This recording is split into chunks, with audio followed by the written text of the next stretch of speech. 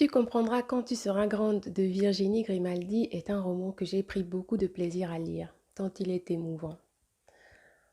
À l'intérieur, on fait la rencontre de Julia, qui mène une vie tout à fait paisible. Elle est psychologue dans une clinique de chirurgie esthétique. Elle a un petit ami. Sa vie semble être bonne, belle, sous tout rapport. Jusqu'au jour où sa vie bascule lorsque sa mère l'appelle pour lui annoncer le décès de son père qu'elle aime tant. À partir de ce moment, c'est la descente aux enfers. Elle mène une vie désordonnée pendant quelque temps. Elle vit chez sa meilleure amie. Elle se sépare de son ex-copain parce que celui-ci ne semble pas la soutenir dans cette période très difficile de sa vie.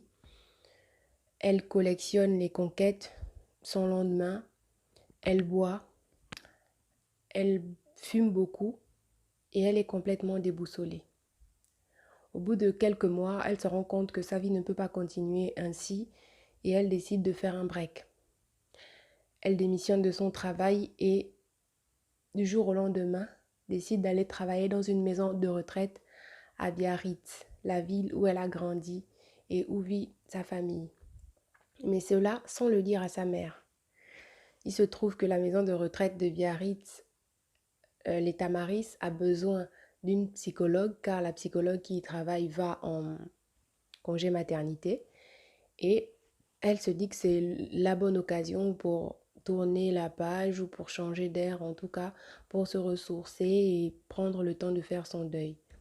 Elle a une sœur qui s'appelle Carole, à qui elle ne dit pas non plus qu'elle se trouve à Biarritz. Donc elle se trouve à quelques kilomètres de sa mère et de sa sœur, mais sans le leur dire. Arrivée dans la maison de retraite, dans un premier temps, elle se dit qu'elle n'a rien à faire là parce que ce sont des personnes presque en fin de vie. Elle ne sait pas trop ce qu'elle pourrait leur apporter, mais surtout ce que eux, comment eux ils pourraient ou comment cet environnement pourrait l'aider à aller mieux. Mais elle s'engage quand même. Elle y rencontre des personnes formidables telles que Marine, Greg, qui sont aussi des membres du personnel de la maison de retraite. Ils sont jeunes, ils sont pétillants. Et tout de suite, le courant passe bien entre eux, ils deviennent amis. Elle apprend petit à petit à connaître les membres ou les pensionnaires de la maison de retraite. Ceux-ci ont des existences émouvantes, des existences parfois traversées de périodes difficiles, mais c'est ce qui fait aussi le charme d'une vie. Elle y rencontre beaucoup de personnes âgées qui ont des leçons de vie à enseigner, qui ont des parcours de vie vraiment remarquables et incroyables, qui peuvent être des exemples pour elle. Elle apprend beaucoup de ces personnes-là. C'est vraiment un livre à lire qui est vraiment très intéressant. Et petit à petit, sa petite sœur Carole finit par savoir qu'elle se trouve à Biarritz.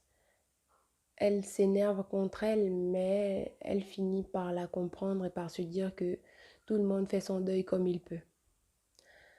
Pendant un week-end ou deux, elle va voir sa mère, sans lui dire qu'elle travaille à quelques mètres de là, ou à quelques kilomètres de son ancienne maison, sa maison d'enfance.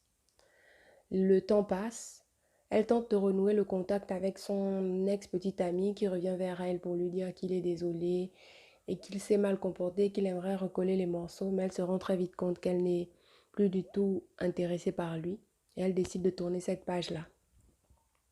Elle fait la rencontre de Raphaël, le petit-fils d'une des pensionnaires de la maison de retraite à qui elle s'attache, non sans peur, car elle sort d'une relation difficile et elle n'a pas envie de commencer une relation sans avoir guéri de ses blessures du passé. Donc elle y va avec circonspection et beaucoup d'hésitation. Elle fait la rencontre aussi de Louise, une pensionnaire de la maison de retraite qu'elle voit comme sa grand-mère, à qui elle se confie beaucoup, alors qu'elle est la psychologue et c'est à elle d'écouter les gens.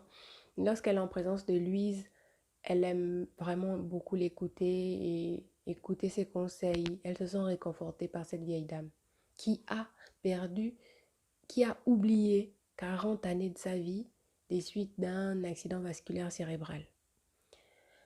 Petit à petit, on évolue dans l'histoire et on se rend compte que à un moment donné, Julia décide d'être honnête avec elle-même et d'avouer à sa mère que pendant tout ce temps, elle a été là, à quelques kilomètres, mais elle ne se sentait pas prête à affronter tout ça, elle ne se sentait pas prête à lui avouer que c'était difficile pour elle, elle ne voulait être un poids pour personne. Au bout de son contrat au Tamaris, il y a un mariage, le mariage de Louise et Gustave, et on nous révèle par la suite que Louise est en réalité la grand-mère de Julia, qui a perdu 40 années de souvenirs. Et donc Julia, si elle a décidé d'aller au Tamaris, c'est aussi parce qu'elle cherchait à retrouver sa grand-mère, à renouer un contact avec elle, à être près d'elle tout simplement, même si c'était sous l'identité d'une autre personne, même si ce n'était pas en tant que sa petite fille, car elle ne se souvenait plus d'elle, mais elle voulait être près d'elle parce que elle avait avec sa grand-mère une relation tellement fusionnelle qu'elle sentait que dans ces moments de deuil, elle avait besoin d'elle. C'est ainsi qu'elle a tissé avec sa grand-mère une toute autre relation, tout aussi forte et tout aussi belle, une amitié. Julia a appris à connaître Louise, sa grand-mère, comme une femme qui a des sentiments, qui a une vraie personnalité. Et Louise a aussi appris à connaître Julia comme la psychologue et la femme géniale qu'elle est. Et plus tard, Julia avoue la vérité à sa grand-mère qui savait déjà depuis un moment parce qu'elle avait eu une photo de sa petite fille, elle avait vu que c'était Julia. Et elle avait su à ce moment que Julia, la psychologue de Tamaris, était en réalité sa petite fille, mais qu'elle n'avait pas encore eu le courage de le lui dire. Le roman se termine sur une belle relation naissante entre Julia et Raphaël. Julia a enfin décidé d'ouvrir son cœur, d'aller sur la tombe de son père, de lui parler, de faire réellement son deuil au lieu de fuir et surtout de se donner la chance d'être heureuse réellement. C'est un beau roman que je vous conseille vivement de lire.